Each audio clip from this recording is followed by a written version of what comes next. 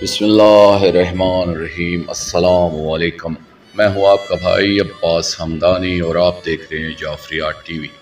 آج کا ہمارا موضوع گفتگو ہے واقعہ کربلا اور ذاکرین کا کاروبار۔ دوستو، چوتھا ثانیہ اس وقت پیش آیا کہ جب مجالس اعضاء میں کاروبار کا سلسلہ شروع ہوا۔ یہاں گویا مارکیٹنگ کی فضا بن گئی، زیادہ رلانے والا بڑا ذاکر شمار ہونا شروع ہو گیا اور بڑے ذاکر کی فیس بھی بڑی تھی۔ اس لیے بڑا بننے اور زیادہ پیسہ بٹورنے کے لیے لالچی اور پیشہ ور لوگوں نے اس ذکر پاک میں ظالمین نے جو ظلم کیے تھے یا جو کتابوں میں موجود تھے ان سے 10 گنا زیادہ مظالم بیان کرنا شروع کر دیے، اور اس میں اضافے کا سلسلہ ابھی تک جاری ہے۔ اس دور کے ایک نامور ذاکر صاحب نے ہمارے علاقے میں ایک مجلس پڑھی اور بقول شخص سے اس نے بڑی کامیاب مجلس پڑھی۔ مجلس کے بعد وہ میرے پاس آ کر بیٹھ گیا اور دوران گفتگو اس نے مجھ سے پوچھا کہ استاد محترم، میری آج کی مجلس کیسی تھی؟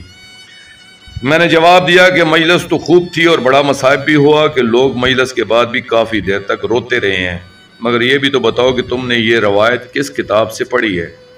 کیونکہ ابھی علاقے کے لوگ مجھ سے پوچھیں گے کہ کیا یہ روایت جو پڑھی گئی ہے درست ہے، تو میں نے کچھ جواب تو دوں۔ اس ذاکر صاحب نے ہاتھ جوڑ کر کہا کہ آپ انہیں سچ نہ بتائیے گا، کیونکہ ہم ذاکر لوگ اکثر مضمون رات کو بستر پر بنا لیتے ہیں اور صبح ممبر پر پڑھ دیتے ہیں، ہمیں کتابیں پڑھنے کا وقت ہی کہاں ملتا ہے۔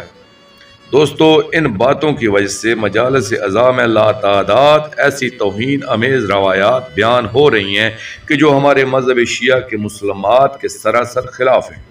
اس بارے میں اپنی سابقہ کتب میں ذکر کرتا رہا ہوں، اس لیے یہاں ان کا اعادہ نہیں کرنا چاہتا، مگر جو ان واقعات کے ساتھ مربوط ہیں ان کا ذکر اس زیر نظر کتاب میں موقع و محل کی مناسبت سے ضرور کروں گا۔ آخر میں اتنا عرض کروں گا کہ پاک خاندان علیہم السلام کی ہر بات اور ہر واقعہ ایک راز ہے، جس کا انکشاف شہنشاہ معظم امام زمانہ اجل اللہ فرج شریف کی تشریف آوری کے بعد ہی ہونا ہے۔ اس لیے ہمیں مل کر دعا کرنا چاہیے کہ اب اس خانہ توحید و رسالت کی عظمت کا راز جلد کھلیں اور اس پاک گھر کا آخری وارث اجل اللہ فرج شریف جلد سے جلد تشریف لے آئیں اور تمام کا تمام گھر پاک دوبارہ آباد و شاد ہو جائے، آمین یا رب العالمین۔ دوستو، آخر میں شکریہ ادا کروں گا مرشد کریم السید محمد جعفر الزمان نقوی البخاری سرکار